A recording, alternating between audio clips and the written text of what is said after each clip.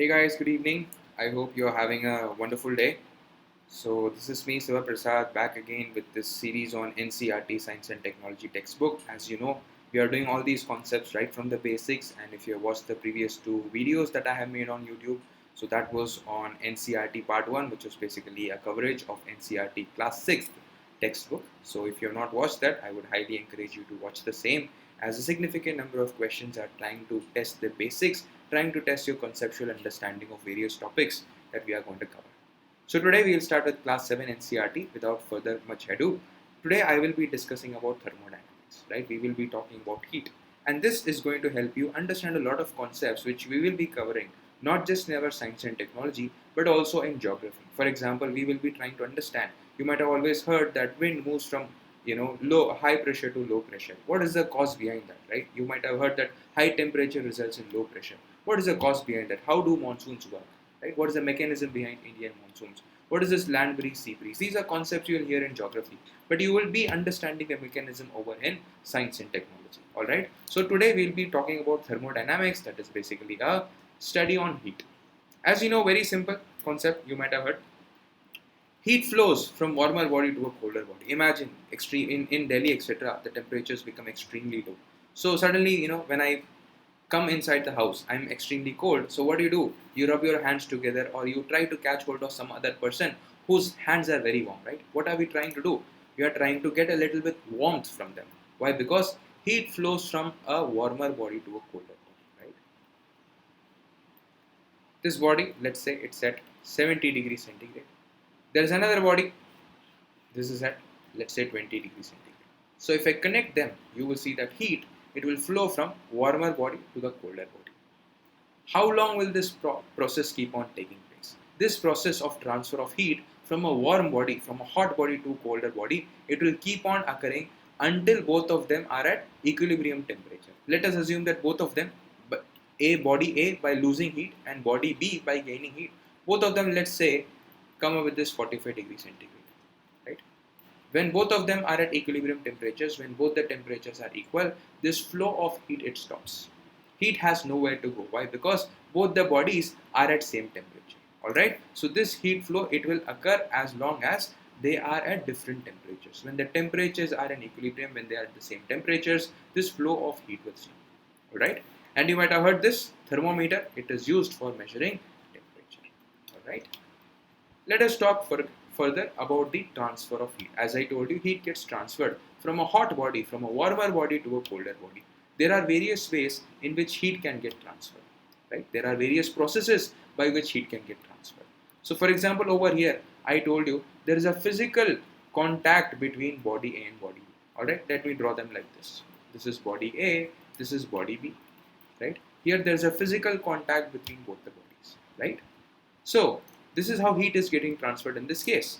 The process by which heat is transferred from hotter end to the colder end of an object that are physically in contact with each other is called as conduction. That means for heat to get transferred via conduction, this kind of physical contact is very, very essential. Alright, let's try to understand over here. This is a small experiment you can try at home also. Try to put wax here, wax here, wax here, wax here, and wax here. You are heating this end of the rod, this end of this iron, let's assume this is an metal conductor, it conducts heat, right? You are heating this end, but over the period of time you will see wax starts to melt over here. The wax you have pasted over here starts to melt. Over the period of time, the wax you have put at this end of the scale, it also starts to melt. What is the reason behind it? That means the heat is getting transferred from this end, that is the hotter end, to the colder end. So as you can see, there is physical contact between both the ends of the scale, both the ends of this metallic rod or conductor, right? So that is the reason heat is getting transferred from this hotter end to the colder end. Okay, so this is happening via physical contact. Such processes are called as conduction. Okay, the heat is getting transferred via a process that is called as conduction. All right, let's take up another example. If you see over here, you are using a burner, you are heating this part of the liquid, but then if you touch at this part over the period of time, you will be able to feel the heat, right? This is via a process that is called as convection. All right, let's try to understand this convection further. right? What is exactly happening? Before this, let me introduce you to a concept that is called as density. Density in technical terminologies is described as mass per unit volume. Okay, let me explain it in a pictorial format so that it is easier for you to understand, right?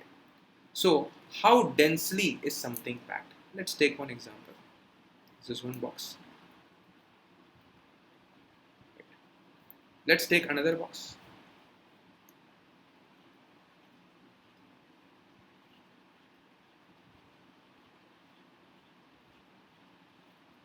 Right? Over here, if you see, density is high. Here, density is low. So as you can see over here, you are loosely packed. Over here, you are very tightly packed. Right? So as you can see, let's assume for both of them, the volume is only 100 ml. Right? 100 ml. Over here, let's say you have 4 grams. Each of them is 1 gram. So that means there are 4 grams. So 4 gram is packed in 100 ml. Over here, 1, 2, 3, 4, 5. 5, that is 15. 15 grams are packed in 100 ml. So as you can see, this is more tightly packed. This is more densely packed. That's why we call this as higher density. This is supposed to be at lower density. Okay, this is very comparative. You can have higher densities also, right? I hope you have understood this concept of density. It is very crucial to understand what I am going to talk to you right now. Okay, so what happens is when you supply heat, let's say this is an object, you are supplying heat to this object. When you supply heat, these molecules, they start to get energy. When they start to get energy, they start to vibrate more. When they start to vibrate more, they tend to move away from each other. So what eventually happens is that the density it significantly comes down. Right? The density comes down. How does this happen? They will try to move away from each other if you provide them with heat. Alright. If you provide them with heat, their density will significantly come down. Alright. So you have to understand this concept to understand this concept of convection. Alright. Let's try to understand what is happening inside this particular glass jar.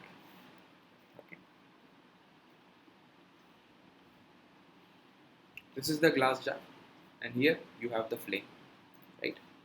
So what's happening is you are lighting, you are heating only this part of the water, right? Let me take a different color. Let's assume you have water till here. You have water till here. Alright. What are you doing is you are heating just this part. Why? Because this part is closer to the flame. So what happens over here? The temperature goes up. The temperature increases. Remember, what did I tell you? When the temperature increases, what happens to the density? When the temperature increases, the particles, they start to move more vigorously. They start to move more. They become like this. So what happens to density? The density should decrease. Density comes down. Density decreases, right? But then over here, remember, this top part, it is not subject to any heat. Its temperature is relatively low. If you compare, this temperature is relatively low. Density, therefore, will be high, right? So you are having a situation where density at the top is very high, density at the top is very low. So what happens is, this water from the top, it starts to sink in, right? Ice floats on water. Why? Because ice is less dense than water. That's the same concept over here. If you are denser, if your density is higher, you tend to sink in. That's the same thing it's happening. The denser, cold but denser water, it is coming to the bottom, while the hot water that is low in density is starting to move up, right? So that means this cold water from the top is now getting exposed to this heat right now. So what happens? This circular motion, it keeps on happening. Water जो है, it keeps on rotating like this, right? Till when does this process happen? This process keeps on happening till the entire water is acquiring an equilibrium temperature. Okay, so that means this temperature difference should no longer be there between the top part of the water, bottom part of the water. If this temperature difference is no longer there, there is no difference in density, which means this circular motion of the water will start. Okay, so this process, the process by which the entire water that is present in the beaker, it got heated, this process is called as convection. Alright, this process is called as convection. Alright, so in geography, you might have heard about convection currents. The way the convection currents are moving, they are very, very similar. The concept is the same. Okay, the convection currents that you study in geography, the concept is the same. This is the reason they are moving in a circular motion. This is the reason the way they are moving, either they are making the tectonic move tectonic plates move towards each other or away from each other. Okay, the circular motion that you get to see, the convection pull, etc., that you get to see is because of the same reason that I explained. All right, this is the second way of transfer of heat. This is called as convection. All right, see, when the water is heated, the water near the flame, it gets hot. See this part that is near the flame, it gets hot, right? Hot water, it rises up because of density, low density, it rises up. Cold water from the sides, it starts to move down towards the source of heat. Now this cold water also, it gets hot and it rises. So water from the sides, it again moves down.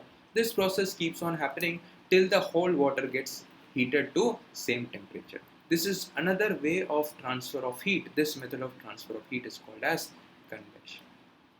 Alright. Then there is a third way in which heat can be transferred. Transfer of heat by radiation. Right? This does not require any medium. This is called as radiation. Okay.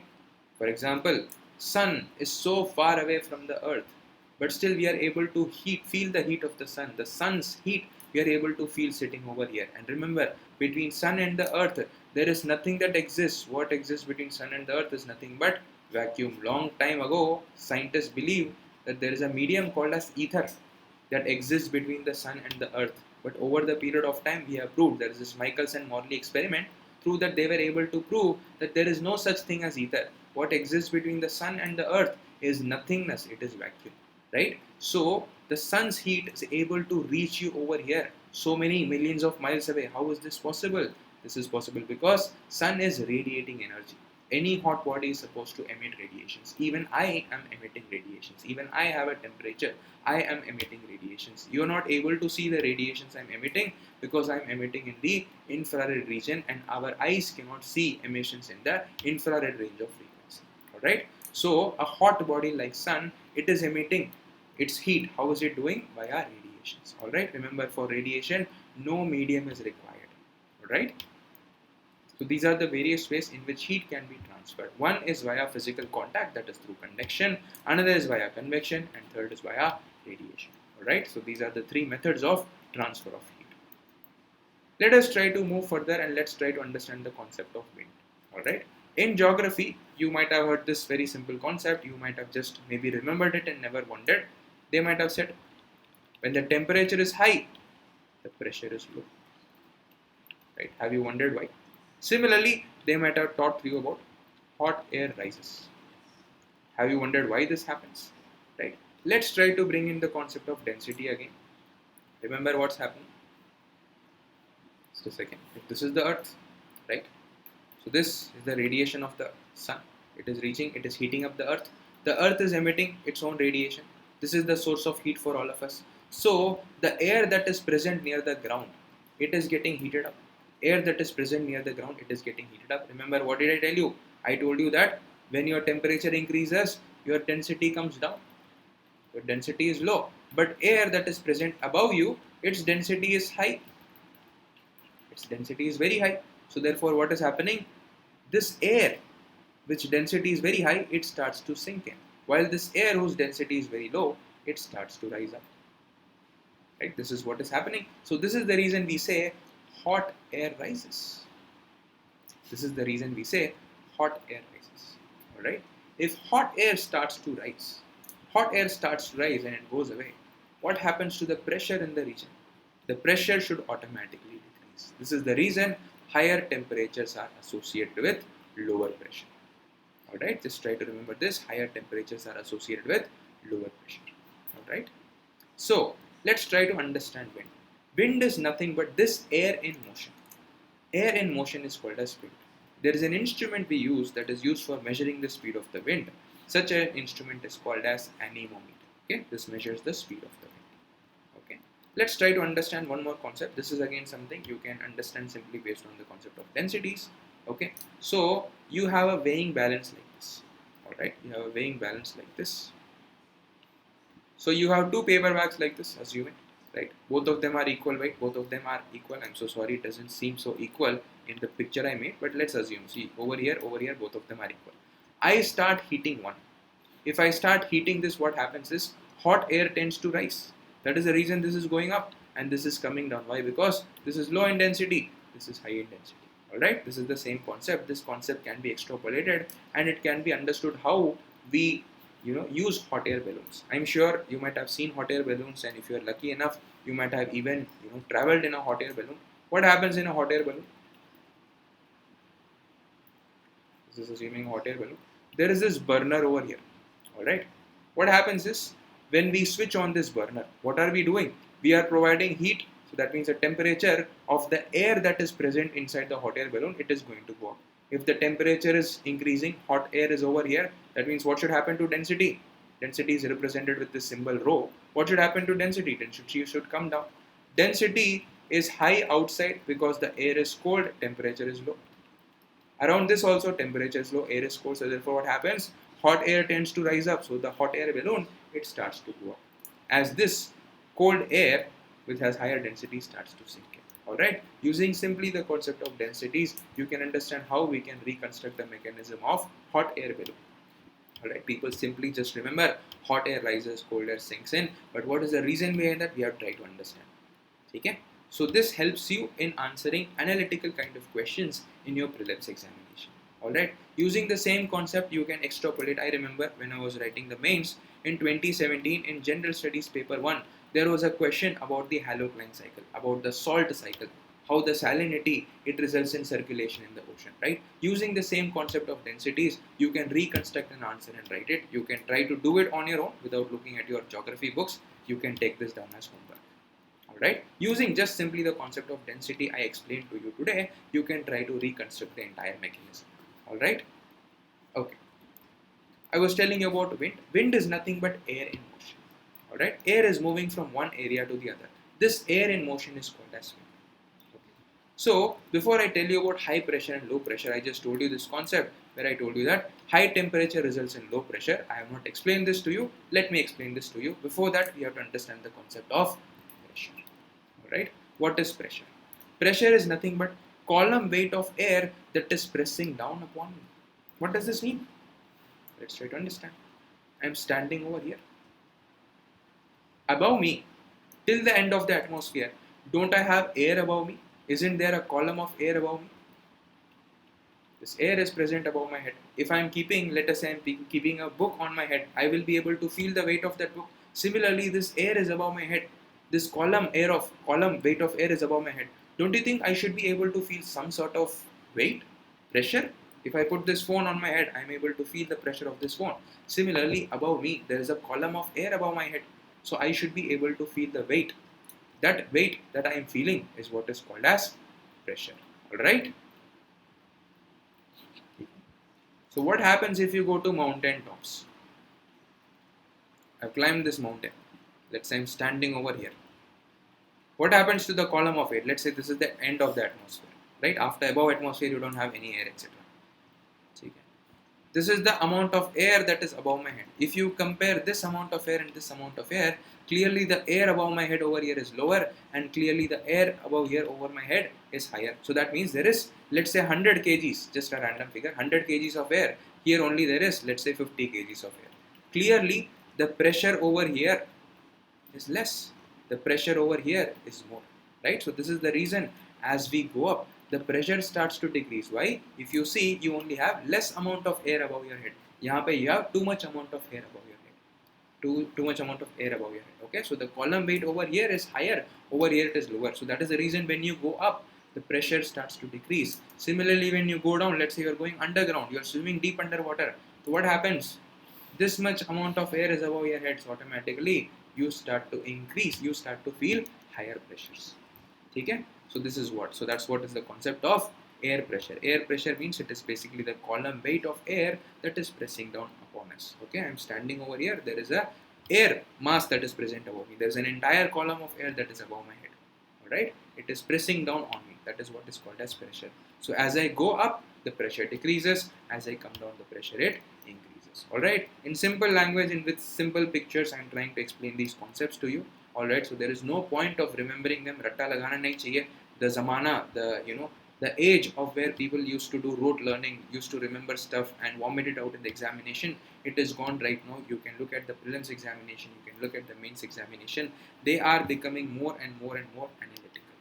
Alright, so until unless you understand the mechanics behind them, it will be very difficult for you to answer questions in the prelims or in the mains examination. Alright, okay.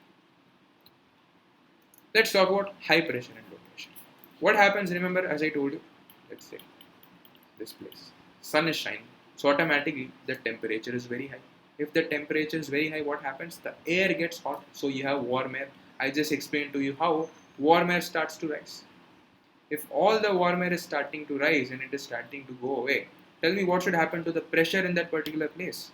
The air is dissipating, it is going away, right? So what is the kind of pressure you will feel over here? You will see there is low pressure. The column weight of air upon your head, it is dissipating away, it is rising up and it is going away. It is not putting pressure on your head. So that is the reason you see it has low pressure. Okay? If you have warm air, you have low pressure. In warmer areas, when the temperature is very high, you have low pressure. Alright? If the temperature is low, you have cool air. Cool air, what does cool air do? It starts to sink in because of higher density. It starts to sink in. So that means you are standing over here, all this cold air is starting to sink in. What happens to the pressure? You are experiencing higher pressure. Alright? So this is the reason we say that if the temperature is high, you have low pressure. If the temperature is low, you have high pressure. Alright? Just try to remember this. Simple mechanics, right? You can reconstruct just on the basis of one concept I introduced to you, that is called as density. You're able to understand convection currents that is happening, that is driving your tectonic plates. You're able to understand. You're able to understand the pressure system. Let's try to build further and talk about wind. Wind, as I told you, is nothing but air in motion. Remember, how does air flow? How does wind move? Wind will move from high pressure to low pressure. Alright? That means it will move from low temperature to high temperature. Getting the point? High temperature creates low pressure. High pressure is created by low temperatures. Okay? So what am I trying to tell you? Let's try to understand that. Right. Let's say there is this one place. It is at 50 degrees centigrade. There is another place. It's at 10 degrees centigrade. Right? So clearly what happens? Pressure is low here. Pressure is high here. How should wind move? Wind will move like this. Wind will move from high pressure to low pressure. Okay? This is the direction of wind. Right. One more interesting thing you will see is that the speed at which the wind is moving, the speed at which this wind is moving, it is directly proportional to the temperature difference between these two places. Right? This is at 10 degrees centigrade. This is at 50 degrees centigrade. What is the temperature difference between these two places? The temperature difference happens to be 40 degrees centigrade. Alright? So let us say for 40 degrees centigrade, the speed of wind is, let's say, 40 km per hour. Right? Now let's take another example. Let me use a different color. Let's say instead of 50 degree, this is at 70 degree. And let's say this is still at 10 degrees centigrade. Right? In this case, what happens? What is the difference in temperature between them? Again, remember, this is pressure, high pressure. This is still low pressure. This is still the direction of the wind. What is the temperature difference between these two places? It is clearly 60 degrees centigrade. Right? Remember, now the difference in pressure, difference in temperature between them is comparatively higher. So you will see that the speed of the wind will be 60 km per hour. These are random figures I'm just using. It is not dependent like this. These are random figures just for ease of understanding. I'm using them. What am I trying to tell you? I'm trying to tell you when the difference in temperature in these two places is very high. So the speed of the wind is also very high, right? See, there was only 40 degrees difference between them. Speed was only 40 km per hour. Now the difference in temperature is 60 degrees centigrade. So automatically the speed of the wind is also very high, right? So what am I trying to tell you? The velocity of the wind or the speed of the wind, it is directly proportional to the difference in temperature between the high pressure and the low pressure region. Higher the temperature difference, faster is the flow of the wind, faster is the speed of the wind. Alright? So this is a concept that I'm trying to drive across to. Okay? So this is the flow of the winds. This is the same thing. This mechanism I just explained to you. This is the same thing that is responsible for driving monsoons in our country. Right? As you know, we are a monsoon dependent country. Our rainfall, 77% of our rainfall requirement fulfilled by the monsoons, Indian monsoons only, right? So what happens if you see over here? during summer times, our Tibetan plateau, this highland, it gets extremely hot. So it gets hot, which means temperature is high. If temperature is high, what should happen to pressure? Pressure is low, right? Pressure is low. But on the other hand, if you look at the ocean, if you look at the water body, temperature is low. Comparatively, it is colder. It is cold, temperature is low. What should happen to pressure? Pressure is very high, right? So winds, what is the direction of the flow of the wind? Winds will flow from the water body, from the oceans, from the sea into the continent. Yes, you can see this. This is the flow, right? So as wind is blowing over these water bodies, it is picking up a lot of moisture. It is picking up a lot of water content.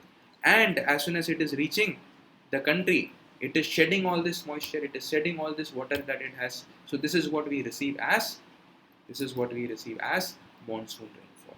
Alright, so this is the mechanism. This is what happens following the summers, during the June time when we receive monsoons. Let's try to understand what happens during the winters. During the winters, remember, the land gets cooled faster, right? So the land is cold. If the land is cold, that is because the temperature is low. If the temperature is low, that means the pressure should be very high, right? If you look at the water body is comparatively hotter, right? The temperature is very high. That means pressure should be low, right? Pressure should be low. Now what's happening? Now what should be the direction of the wind flow?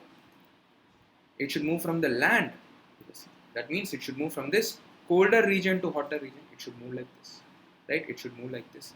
But now if you can see the winds, they are moving from dry areas. It is moving from land into the sea, right? So in land, it does not have much opportunity to pick up moisture. So that is the reason when these retreating monsoons, when these winds are traveling in this direction, you don't get to see any kind of rainfall. But there is an exception. It happens in the eastern coast, that is on the coast of Tamil Nadu and Andhra Pradesh. What happens is, some of the monsoon winds, if you can see, let me just erase. If you can see, some of the monsoon winds, they are moving from here to here. Here this is land, so there is no opportunity for them to pick up moisture. But when they are passing through Bay of Bengal, they are passing through water body. So they are picking up a lot of moisture. And they are crossing Tamil Nadu and Andhra Pradesh, the coast of Tamil Nadu and Andhra Pradesh. So since they have picked up a lot of moisture from Bay of Bengal, during the winter months, these areas you will get to see rainfall taking place. Alright, so this is the reason in winter months, you will see that these places, they experience rainfall. Alright, this is something that happens just over here. Alright, okay. So using the same concept, let's try to extrapolate and understand land breeze and sea breeze. Okay, so during the day, what happens? The land gets heated up faster, so the temperature is very high, which means the pressure is low. What happens to the water body? Water body is comparatively cooler in the day. Temperature is low, pressure is very high, right? So what should happen? The wind should flow from high pressure to low pressure. So that means it will flow from sea to the land. So sea, as you can see, is comparatively cooler. So this wind, cold winds, are coming and giving you a lot of refreshment during the day. This is called as sea breeze. Okay, this is sea breeze. But during the night, what happens is land gets cooled faster. The temperature of the land is significantly low, right? That means pressure is very high. If you look at the sea, if you look at the water body, temperature is comparatively high. That means pressure is low. How should wind flow? Wind should flow from higher pressure to lower pressure. That means it will flow from land to the sea, right? Warm, you will see this flowing. This is called as land breeze. So these are various concepts that are associated with NCERT's science and technology as far as the part 1 is concerned. In the next class, I will be taking up plants. Remember, while talking about class 6 NCERT, I told you about different parts of the plant. So I will be talking about reproduction in plants, and I will be focusing a lot on different methods of asexual reproduction in the next class. Alright, so that will be streamed during the same time in tomorrow's class. So stay tuned for awesome lessons. And I also teach live on Unacademy Plus. If you want to catch me live, you can go to Unacademy and you can search for me by my name, Siva Prasad. And if you are interested in enrolling for Unacademy Plus, you can use my referral code, that is AKMSIVA. This will give you a flat 10% off on your Unacademy Plus subscription. So this is all for today. I will be taking up similar concepts in the future. I will be simplifying and making the study of science and technology more and more analytical. So for awesome course, stay tuned and see you guys live in the future.